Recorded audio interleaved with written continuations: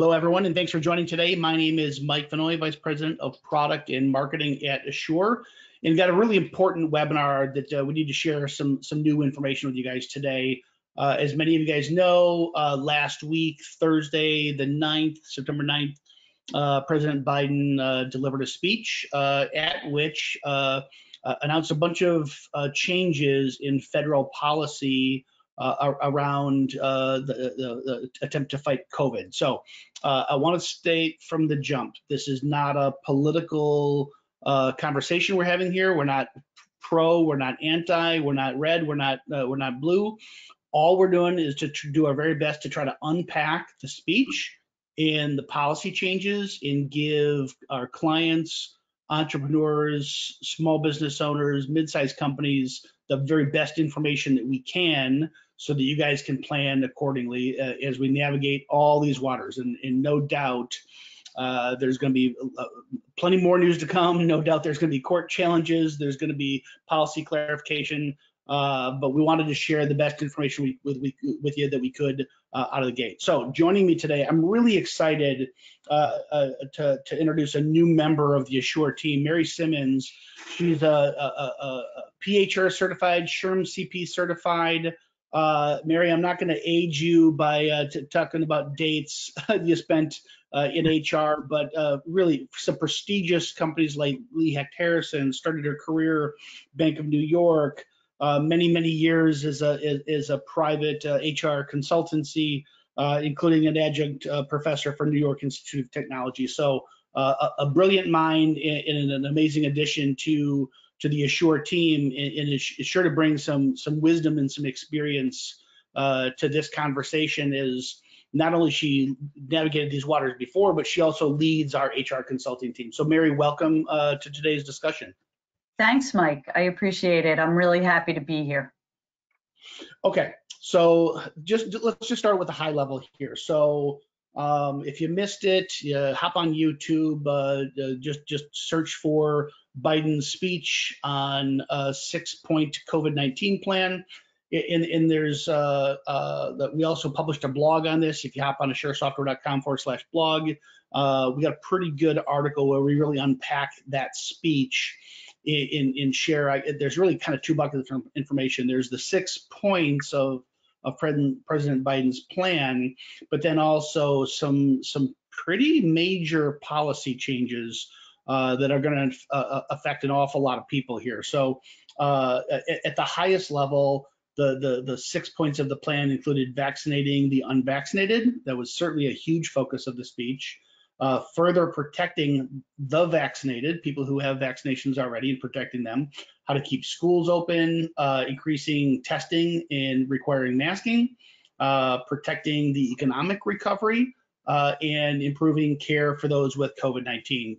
Mary, before we kind of jump into the big policy changes, any color you'd want to add to the 6-point plan, and maybe I'd be curious for your opinion, not just on the definitions, because everybody can hop on the blog and read that, Right. but how much of this is policy versus position statements versus executive order? Can you put some color around that for us?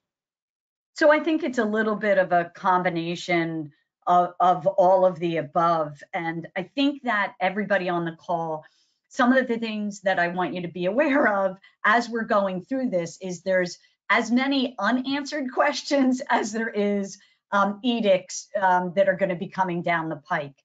So it's just as valuable to look at the outline that we have, the information that we have, as it is to look at the information we don't have. Because the one thing that employers have to be is prepared at all times. You are in business to do business, and when policy comes out like this, you need to be proactive, not reactive. So I think that's what I want everybody on the call to be aware of. Let's think about the things that aren't answered. Think about your organization and how this is going to affect your organization. And of course, we're here to help you through that, and we're going to talk through some of that today. Yeah, I think that's really well said. So if you want to know more details on the 6 elements of the plan, I think that's good, informative stuff small business owners should know. I would say the best place to get it is either go to YouTube and watch the speech, or just hop on our website and read the blog. So where I think I want to spend the time in our conversation is really the policy stuff, right? So there are 5 major federal COVID-19 policy changes, and then Mary has put together 6 questions that every business owner, every small business, mid-sized business should be thinking about. And I think you hit it on the head, Mary. It's how to prepare for this stuff, because you said there's as many unanswered questions as there is answered. There's probably 10 times more unanswered questions. So lots You're more. so right. Lots more to come on this topic. All right, let's take the first big one. So there already was a mandate for federal workers, right, to either be vaccinated or at least test. And there's a modification to that mandate. So we might not have tons of federal workers or people providing services to these federal agencies on the call. So don't have to spend a ton of time on this, but just important context, because I think it shows the direction that these changes are coming. What was the modified mandate? The modification was that they're not going to give you that testing option weekly. So they're really taking a strong stance here, and it's very obvious how strong that stance is. And they're addressing the areas that they know they can address it strongly, which is the federal workers, of course. And this will be, they're giving them 75 days to get that done. So it's a big step, and it's a bold step, right? But as you said, there probably isn't a lot of federal workers within our purview. So there's really not too much more that we need to discuss on this first point. Yeah, I think the only thing I would want to point here, and we've talked about this in previous webinars, I reiterate that we're taking no political positions here. This is not a conservative or a progressive red or blue opinion. It's just clear the government is taking a bigger role in the governance of business, in safety net for the public, whether the rate of change might be different under different administrations, but it's clear that regulation is coming, right? And more regulations are coming, and the speed and the size of this regulation continues to accelerate.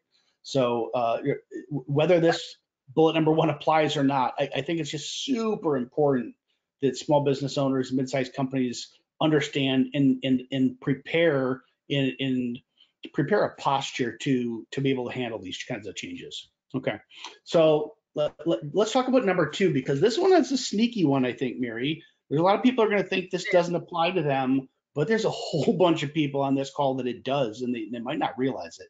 Can you unpack this for us? Yeah, absolutely. We have clients that are federal contractors that we work with on the HR consulting side, right? So we prepare their affirmative action plans, which is an edict from as being a federal contractor. So just for a definition to help those on the call, federal contractors are any business with 50 employees or more with contracts of 10,000 or more with the federal government. And there is a couple of different variances within there. And it remains to be seen whether they're going to reach down to subcontractors as well. And this is, again, mandating that these individuals, the workers for the federal contractors, be vaccinated as well. And again, some of the questions that aren't answered here for all of us is it just the employees of those federal contractors working directly on federal property? So in other words, if I'm a federal contractor construction company that puts in sprinklers in federal buildings, does my office manager who sits in an office away from that federal building also have to get vaccinated? So again, there definitely is some questions that remain unanswered, but those organizations that are federal contractors, again, you need to start proactively figuring out your plan for how you're going to adhere to this. The fines are real and they are big. Yeah, a lot of businesses, you think federal contractor, this isn't just people building federal buildings or or airplanes and missile defense systems, right? I mean, No. this is truly anybody providing services more than $10,000 a year to the federal government, and that's a really big list. And any gotchas you'd want to guide our audiences to just be as proactive as possible in this area? Yeah, if you have any doubts that whether or not you qualify under being a federal contractor, we can look it up for you in our database. So I encourage those of you who have any questions to reach out to me. But we had an employer who supplied paper to a federal agency, and they met the guidelines, and they ended up being a federal contractor. So it would surprise some. Usually the government has already reached out to you with a particular policy, because even before that, this mandate, they've had other mandates. So most employers do know whether they're a federal contractor, but I've had employers be surprised, Mike. So again, if there's any doubts, reach out to us. I'm happy to look it up for you. Yeah, very good.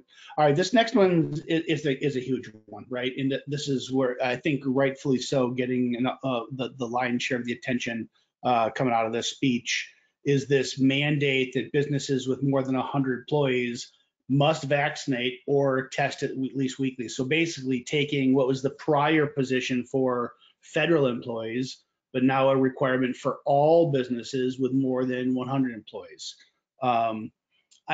I guess I'd ask you to tell us what this means, but maybe unpack what we know, and you can't unpack what we don't know, because there's that list is really long, but maybe some of the buckets of what we don't. Yeah, thanks, Mike. I think we do want to discuss. So what do we know? We know businesses with 100 plus are going to have to vaccinate all of their employees or test at least weekly. So one of the things that we don't have answered is how they're going to count those 100 employees. Is it at one site? Or if I have 10 employees in 10 states, will I qualify? My guess is the latter, because normally when it's a federal edict like this, they do count your employees as a whole across the nation, but there isn't clarity on that. So let's say that you are one of those businesses with 100 employees, and now you want to meet this mandate. So start preparing now. So what you want to do is create a task force. Whom within your organization is going to be in control of, number one, finding out who's been vaccinating, getting that proof, documenting that proof, and/or documenting the tests weekly. And when you talk about the tests weekly, we're a payroll and HR company.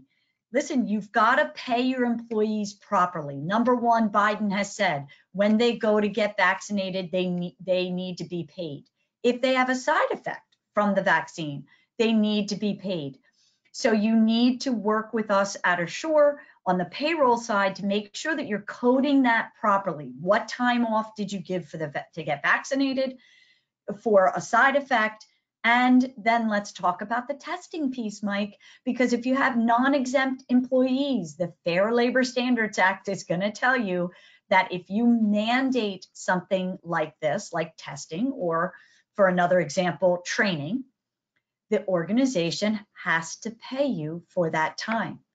So again, you're in business to make business, and we're here to help you be profitable. So I need you to think proactively as an employer, how is this going to affect my productivity?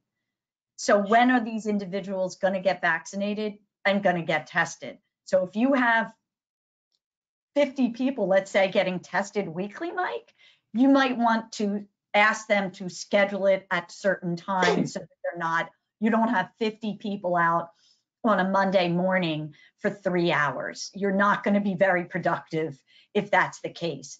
So these are the sort of things that we're working through with our clients. When are you going to do these things? How is it affecting productivity, so that you can meet these mandates and utilize all the systems that we have at Assure to make sure that you are reporting all of this so that if you were ever audited, you can show proof that you are in compliance. Yeah, so I got two different buckets going in my head. Number one is this who's going to be required to comply, right? So the way you count number of employees, there was maybe some standards set around if I think about PPP, excuse me, if I think about COVID, and I think compliance and kind of thumbnail rules. When it came to like ERTC eligibility and PPP eligibility, they seem to rely on kind of ACA guidelines around counting employees. Is there anything, I know you don't know the answer because it doesn't exist yet. What do you think it's going to be? And I'm thinking around not just multi-state, but like multi-EINs, right? So I might be an owner of some fast food franchises. Maybe I have a half dozen Burger Kings. And each is their own EIN, but I have single, greater than 50% ownership in all of them. Right. Any guidance for how people should be thinking about that sort of thing? Yeah, and let's hope they're not silent on this forever, but usually they'll come out with a Q&A after the mandate starts. My guess, as I said before, is that they are going to count all of your employees. And the reason that I think that is, number one, it's a federal mandate. Number two, they want as many people vaccinated as possible. So they're not going to make it easy for you, to skirt around this mandate. I think the other question that is unclear is, does it include your remote employees? Yeah. So again, yeah, Mary, I'm with you because I think, I mean, whether you're for or against this is irrelevant. It's obvious that this is a flex, right? That this is an initiative to flex the muscles of the federal government to create a desired outcome, which is maximize the number of people get vaccinated. So again, whether you love it or hate it, it would seem likely that the interpretation of rules is going to be more inclusive than exclusive, right? Exactly. And I think the challenge to employers is to be in compliance, but also make sure that you're taking care of your employees, right? Because that's what drives your business.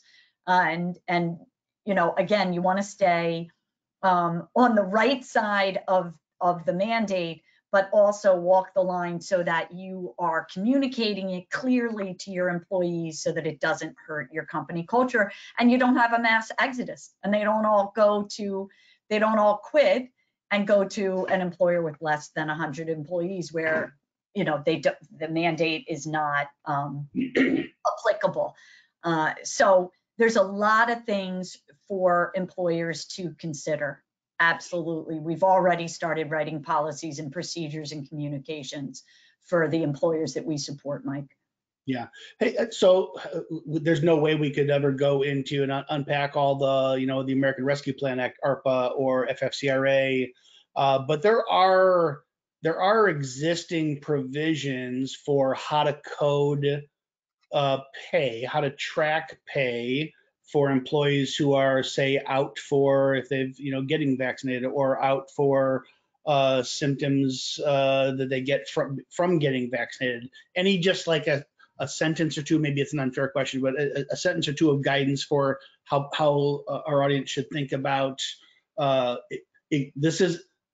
They have to stay compliant with this mandate, but there are existing laws in place, these COVID-related laws of the last 18 months to provide some more detail for exactly how to track that stuff. Well, they end, FICRA and ARP are going to end at the end of this month. So I think one of the things that I would do is if I was an employer of 100 plus employees, I would start this mandate now. Because the EEOC has clear guidance that they're behind it, right? So I would start the mandate now because for the next 2 weeks, you will be reimbursed as an employer for the having people out to get vaccinated. That being said, I'm not sure because it's another unanswered question. They're silent on whether the employer will be paying for the time to get vaccinated, if there's side effects, and to get the testing. My guess is no, because if it wasn't in the first announcement, I just can't imagine that they're going to add it, but I could be wrong, right? But these are the things that I'd start thinking about, Mike. Yeah, right. And you know what, Department of Labor and IRS certainly are going to have FAQs and clarifying guidance on all these topics. So I think this one's we got a lot of information to come yet. We'll probably have another webinar or two or three as we learn more on this specific topic. Let's move to the next one, and we kind of touched on it about paid time off required.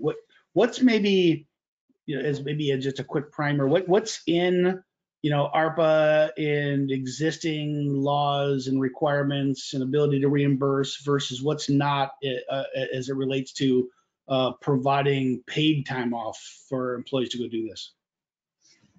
So as I said, you're getting 4 hours to get vaccinated each time you get vaccinated. I would just remind employers that, you can ask for, proof of the vaccination. But again, remember, that is confidential information. So be very careful. It shouldn't be done in public. It should be behind closed doors where you're asking for proof that they got vaccinated and each dose. And then if they develop complications due to the vaccine, under ARPA, they can be paid. But for now, that is, sunsetting at the end of this month. And again, it's still unclear whether they will extend it. I'm hoping they do, so that there's some relief for those employers over 100 employees. Yeah, very, very good. Then the last policy change, and I shouldn't say this is a policy change. So, President Biden indicated that he was gonna rely on Department of Labor, maybe more specifically OSHA rules, and asking for new OSHA rules to kind of be the teeth for providing clarification, but also the carrot, not so much carrot, maybe defining the stick, if you will, for compliance here. What can you tell us? Again, there's more we don't know than what we do, but how should we expect OSHA to respond? How long do you think it's going to take? What kind of specifics do you think that we'll know in the next, call it a week or two? So I think this is definitely something that we need to pay attention to. A lot of my employers, I just had somebody on a call yesterday who was, talking about, being audited by OSHA. So OSHA has a big reach, right? So they will be coming out with some guidelines for these, in compliance with these mandates. But what employers need to be aware of, and the DOL is the same, that they have feet on the ground. So bringing the DOL and OSHA in my mind, should trigger in employers' minds that they may be audited. Now, these workers were all at home for COVID. So you didn't see, I didn't have any employers audited during the pandemic, but I think they're going to be coming out in force to audit employers to make sure that they are meeting these mandates. And when we talk about OSHA, even employers on the call that have less than 100 employees, I'm glad that you're listening, because even if you have less than 100 employees, I want you to pay attention to all of these mandates and proactively, again, come up with a plan. Utilize, your partners at Assure to help you come up with a plan about what you're going to do. So even some of those OSHA guidelines may affect you, but we can't forget to keep social distancing our employees to the extent we can, mandating masks for unvaccinated where we can, even asking all employees and or visitors to wear masks. So some of that guidance from OSHA is just going to reiterate some of the CDC guidelines that maybe we've become a little lax in, Mike, because it's been so long, right? It's been a year and a half. and it's a long time, but we can't forget to be vigilant. Even if you're less than 100 employees, we need to develop policies, procedures, and communications to our employees and have somebody in the organization own those policies and procedures. Yeah, if you haven't seen it yet, so I know we talked about it in prior webinar conversations. I think there's so commonly there's this misconception that there's this like magical line of 50 employees that I have to comply with federal laws. Well, that's true for the Affordable Care Act, for ACA, but we published an ebook this spring around compliance in things like OSHA, you know, the Occupational Safety and Health Administration, FLSA, Fair Labor Standards Act.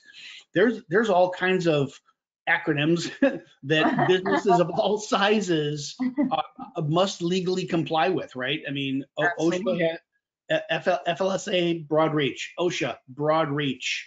And so where I kind of teed up number one, and again, no political leanings here, just it's obvious that the continuum of small government to big government and government regulation of business.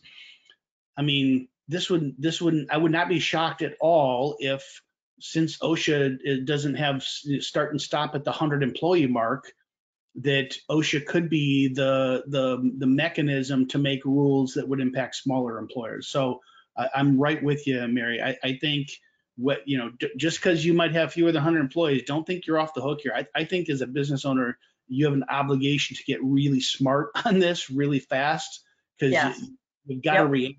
And one of the weird things that we've talked about in past sessions is like trying to interpret law in responsibility around, say, like FFCRA in those types of leave, Families First Coronavirus Response Act, in different paid leave types. At the end of the day, you know, FLSA and OSHA, they're there to ensure a safe workplace, and so there's kind of gray area sometimes with, you know, state and local laws and what OSHA might say, like around mask mandates and whatnot. Yeah. At the end of the day, you still have to provide a safe workplace, right? Always. And you're right. I think one of the challenges for employers and most of the questions that we get are, number one, interpreting all these mandates, but number two, how do they interface with the local and state laws? Because they're different, right? So the federal government will say one thing. You know, one of the questions unanswered is who's going to pay for the tests? Well, in New York, unless you are sick, your test is not paid for, right? So if you're just getting tested because your employer wants you to, that's not a free test. But in Washington state, it is a free test. So Biden did whisper a little bit about there's going to be more tests, and they're going to be very easily available, and self-tests that you can buy at the drugstore, but nothing about who's going to pay for all those tests if you have a lot of employees who aren't vaccinated that are going to test weekly. So you are 100% right. This is the challenge to our employers. How do these federal mandates interface with your local and state employment laws? And usually the rule of thumb is that whatever benefits the employee, best example is minimum wage, right? So federal minimum wage is lower than it is in most states, not all states. So you can't choose to give the lower rate, the federal minimum wage. You have to give the higher one because that benefits the employee. But I still behoove everybody to please reach out to your Assure team and let us walk you through it, because we're doing it for hundreds of employers. And, you know, this is our expertise, and there's a lot here to be considered. Yeah, you know what, Mary, I'm so glad you went there. So again, I can't say this enough. This is not political, but like I think about like my local community here. You know, a county executive said re-implemented a mask mandate as the Delta variant kind of went crazy here in the last 60 days. And we had local mayors saying, well, we're not going to enforce that law. And so clients would walk into local businesses and say, hey, I don't have to wear a mask, and business owners were caught in the middle with employees and clients, on either side of that spectrum. In the guidance that we would give small business owners is follow the law. Just because a mayor might not enforce a health order by a local county executive or a mayor doesn't mean that it's all of a sudden legal because they're not enforcing it, right? So we acknowledge that this gets really gray really fast when state and local ordinances, executive orders, actual laws that pass legislatures. Those are all different things, right? And sometimes they conflict with each other, and sometimes conflict with DOL and OSHA and FLSA. Always, always, always err on the side of the safety of the employee and the law that protects them the most, right? Correct. Absolutely. Yeah. Okay. Last slide. This is a big one. So I'm just going to let you kind of take us through this, Mary, because you prepared this list. I think you already talked about there's more that we don't know than what we do, but that doesn't mean anybody should be sitting doing nothing. So what are the big 6 questions that employers should be asking themselves right now? Yeah. So again, if you have over 100 employees, one of the things that you can consider, and absolutely would be well within your rights, is to mandate that all of your employees get vaccinated, or allow individuals who don't want to get vaccinated to test weekly. Here's the challenge that I want you to think through, right? So you have to balance your company culture with your productivity, right? People and productivity. That's what we're helping you with at Assure Software. And so this is what I need you as employers to think about, right? Can I have 50 of my 100 people going out on a Monday morning or a Tuesday afternoon to get tested? And do I have the bandwidth as an employer to have my task force in charge of adhering to, all of the pandemic mandates, both for employees and, who's going to interface with federal agencies if you were audited, right? Does that task force have the bandwidth to, record, make sure that this testing is happening? The other information that we don't have yet is it a rapid test? Is it a PCR test? Do you have to wait until you get the negative test for them to come into work? And let's face it, those PCR tests can take a while. So again, proactively, we are working with employers, and I behoove everyone on the phone to start proactively working through what are we going to do with this mandate. Even if you mandate it for all employees, remember that you still may have some ADA, Americans with Disabilities Act, situations where you need to make an accommodation. So this is a really good time, if you haven't done it recently, to review your interactive process. Again, if you're utilizing HR services through Assure, we would be helping you through that process with that employee, which is part of ADA requirements. And then, of course, you're going to look at the Equal Employment Opportunity Commission regulations. And as we said before, dovetailing that with what are your local laws and your state laws, okay?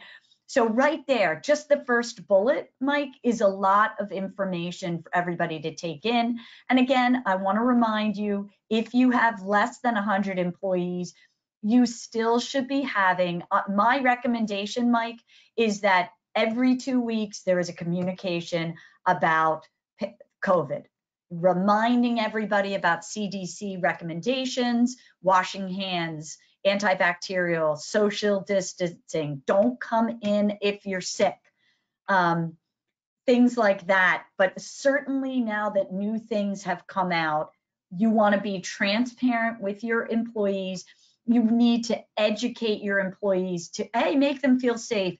And again, bolster your culture. The more information you give your employees, the more empowered they feel, and the more productivity you're going to get out of your employees, the more engaged they are. So let's Let's look at the second bullet. How will you schedule employee vaccinations and/or testing without impacting productivity? Again, I think you want to look at what your schedules are, right? So if you're professional services, everybody's sitting at a desk and everybody's basically working a 9-to-5 schedule. That's one issue. There's no reason that you can't ask your employees to get tested Sunday night and bring that negative test in with them Monday morning or Sunday morning or Saturday, right? Again, we don't have the particulars on the testing. Can it be done 24 hours in advance, 48 hours? My guess is 48 hours in advance is okay because that's what it is for travel. And so I would assume that they will follow that, but we still are not sure. But think about this ahead of time. Start making some scheduling suggestions that you think will work for your organization, and then that's going to go into that employee communication. And don't forget, you're going to have to train your managers on a lot of this, and the verbiage that you want your managers to use, they're on your front line. So you want to make sure that they are keeping the culture going in a positive manner, and that they can answer some of these tough questions so that it takes some of the pressure off of that task force. Again, the task force is driving this, but you need to educate your managers as well that are on the front line with all of your employees. Let's look at the third point. How will you communicate these mandates in keeping with your company culture so that it doesn't affect employee retention? I have never seen an employment market like this. And I'm going to say it, Mike, you were being kind, but I do have 30 years experience in human resources. It's the only job I've ever had. And I have never seen, I think somebody coined the phrase, the Great Resignation. We could have predicted this, obviously, when we look at our generations. The baby boomers were the biggest generation, but many of them are retiring. The next generation is very small, and then of course we have Gen Y, which is big, and in the workforce. As a matter of fact, your biggest Gen Ys, your older Gen Ys are now in a protected class because they're 40 years old. So all of this we could have predicted rather, but how do we now protect our organization so that we don't lose these valuable employees that we've worked so hard to retain? Again, a lot of it's going to be in your communication, right? So this isn't a mandate that you put forth, possibly. It is, if you're just following Biden, then you're following a federal mandate. And so communicating that in a positive manner will go a long way. And maybe you want to have small meetings or a town hall meeting with your employees so that they can ask questions, so they feel like they are being fully heard and listened to. Again, that goes a really long way to having an engaged workforce.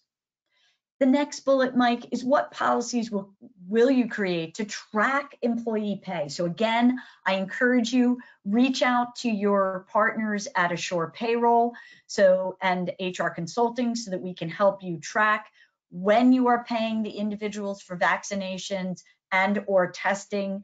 I think it's important that you have that information separately. You also, on the next point, we need to figure out who will pay for the COVID tests. Again, states will differ. So you need to do a deep dive into local and state law on the COVID tests, on many of these factors, because again, they may interface with this mandate, and you may need to tweak some of the policies that may seem clear right now, but when you start looking at those local and state laws, it may become a little bit of a gray area. And last, but probably the most important, is what I started to talk about, is adhering to the Americans with Disabilities Act. And Mike, you're right, we love to use our acronyms in human resources, the ADA. How will you manage reasonable accommodations?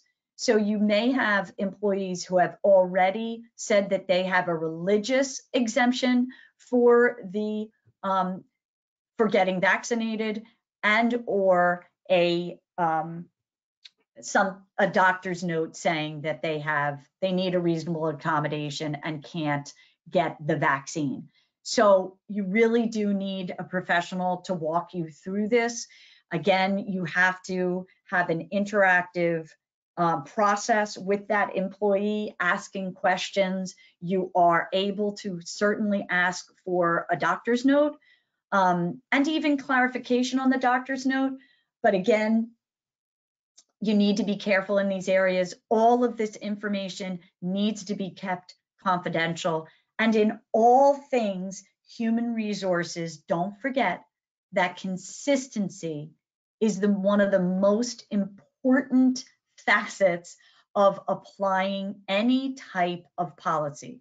So if we make a religious accommodation for one individual and somebody else who may not be an employee, maybe as in good standing like the first employee, but the situation is very similar or exact, we need to be consistent in how we are applying our policies.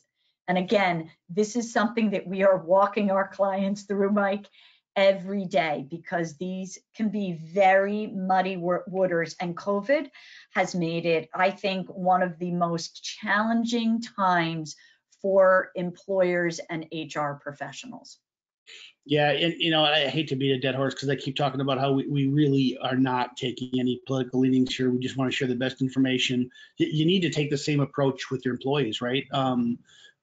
Regardless of how it happened, so many of these, this is more than just a certified professional of human resources, a certified professional like Mary giving an HR opinion or an HR lawyer giving a legal opinion.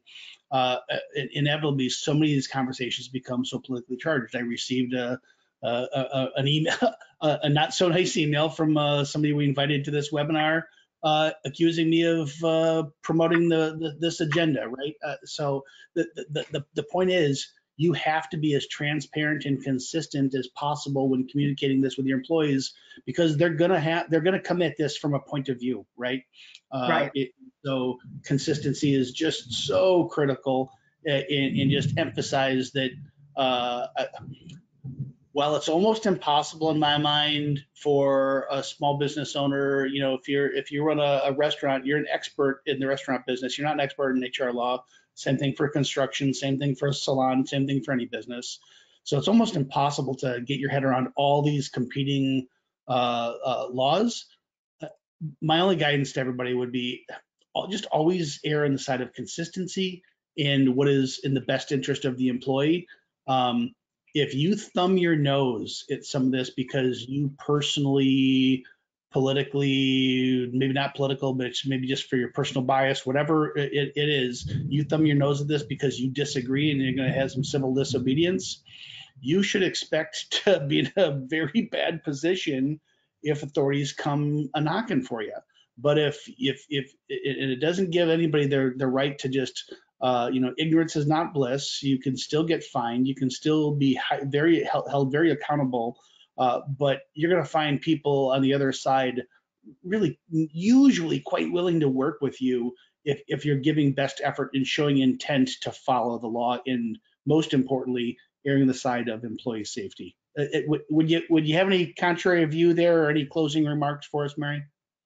I mean, I think, in closing, I would just say that at Assure, one of the main things that we're concerned about is educating our clients, making sure that you are up to date on all of these employment laws, mandates, regulations that are coming fast and furious. And again, never so fast and furious as during this unprecedented pandemic.